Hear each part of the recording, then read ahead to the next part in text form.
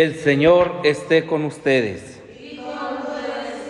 Del Santo Evangelio según San Mateo.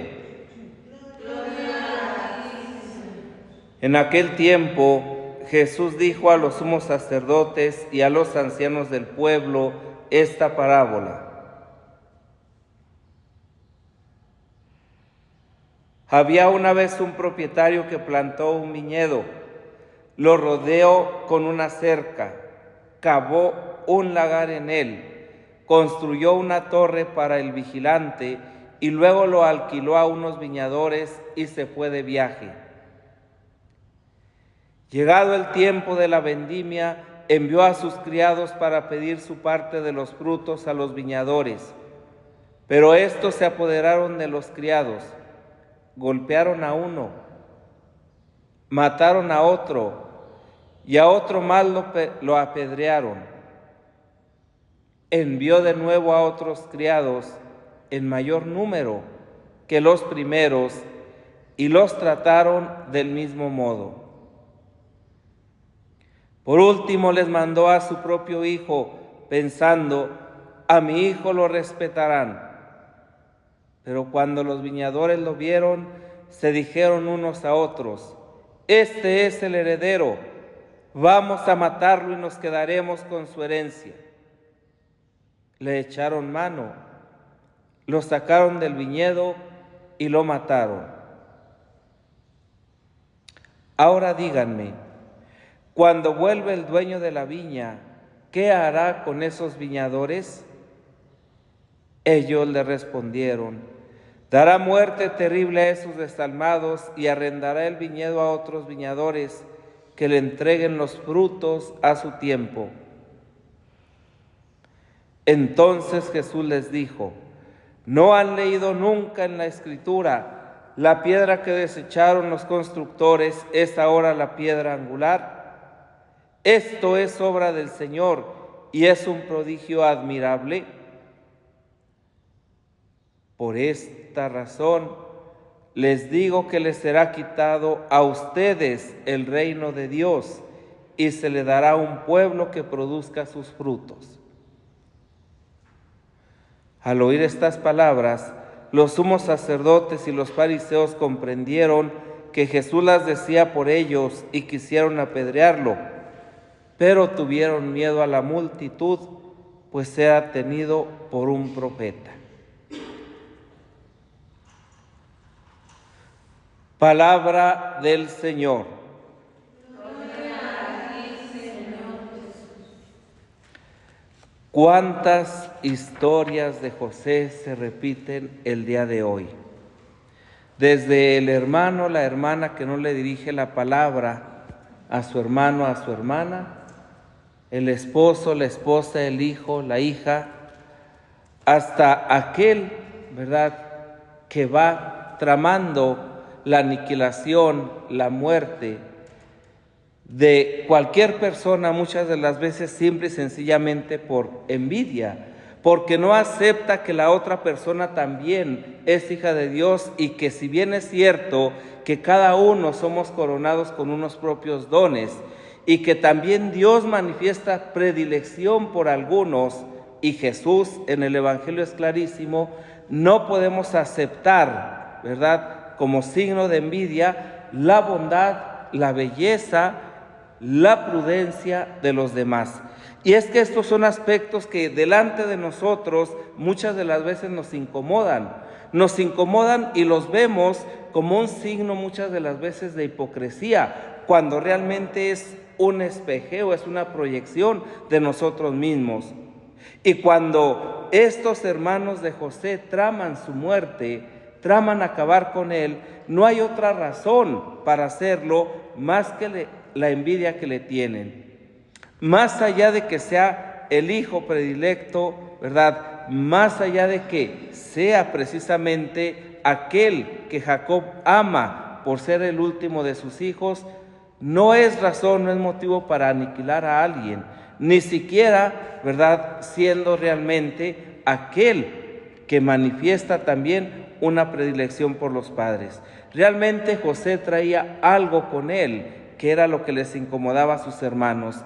Y en la parábola que hoy escuchamos precisamente de los viñadores homicidas, ¿verdad? Es curioso cómo la forma de cómo estos actúan es de la misma manera que lo hacen sus hermanos con José. O sea, actúan movidos de la envidia, actúan movidos de el afán, de la avaricia, de quedarse con el viñedo. El Señor compara a Israel con una viña escondida, prevista de una cerca de su lagar, con su torre de vigilancia, algo elevado, donde se coloca el guardián encargado de protegerla. Dios no ha escatimado nada para cultivar y embellecer su viña. Bien podemos pensar en el pueblo de Israel, bien podemos pensar en la creación, en el momento original de la creación, cuando Dios hace todo bueno, hace todo bello, hace todo en armonía. En la parábola cada rasgo tiene su propia significación. Los servidores enviados por el Señor son los profetas. El Hijo evidentemente es Jesús, muerto fuera de la muralla de Jerusalén. Los viñadores son los judíos infieles, los romanos que dieron muerte a Jesús, o nosotros que le podemos matar. Los escribas y fariseos, el otro pueblo al que se confía la viña, son los paganos. La ausencia del dueño da a entender que Dios confió realmente Israel a sus jefes.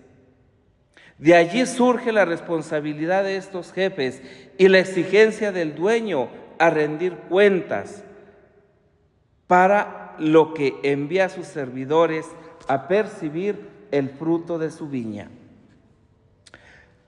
El segundo envío de los siervos a reclamar lo que debían a su dueño y que corre la misma suerte del primero es una alusión a los malos tratos infringidos a los profetas de Dios por los reyes y los sacerdotes de Israel. San Mateo también nos dice en otro pasaje del Evangelio que los sumos sacerdotes y los fariseos, al oír sus parábolas, comprendieron que se refería a ellos. Finalmente, les envió a su propio Hijo, pensando que a él sí lo respetarían. Y la sorpresa fue totalmente la contraria. No solamente no le respetaron, no solamente no lo echaron fuera de la viña, sino que lo mataron y acabó como un delincuente. La piedra que desecharon los arquitectos es ahora la piedra angular. No se daban cuenta que lo que estaban haciendo, lo que estaban tramando, lo que estaban realizando era precisamente para que luego se pusiera de manifiesto la fidelidad de Dios. La maligna intención de los viñadores de asesinar al hijo heredero para quedarse ellos con herencia es el destino con que los jefes de la sinagoga, enceguecidos por la ambición, esperan quedar como dueños indiscutibles de Israel al matar a Cristo. Para nosotros, cristianos de todos los tiempos, esta parábola es una exhortación a la fidelidad a Dios, a la fidelidad a Cristo, a la fidelidad al proyecto que Él tiene para nosotros, entrando en el plan, en el proyecto de Dios, a ser obreros, trabajadores de esa viña, pero a poder ser fieles, a entender que la viña no es de nosotros, que la viña es de Dios y nosotros somos obreros, somos trabajadores y que Él nos va a pedir cuentas. Nosotros también recibimos numerosos envíos del Señor, al igual que los viñadores del pasaje del Evangelio. Llegan a nosotros a través de la oración muchas inspiraciones del Espíritu que nos pueden cuestionar y que hemos de dejarnos preguntar: ¿qué estoy haciendo yo en el viñedo de Dios? ¿Qué estoy haciendo yo? ¿Verdaderamente estoy recogiendo los frutos y estoy dando frutos yo también?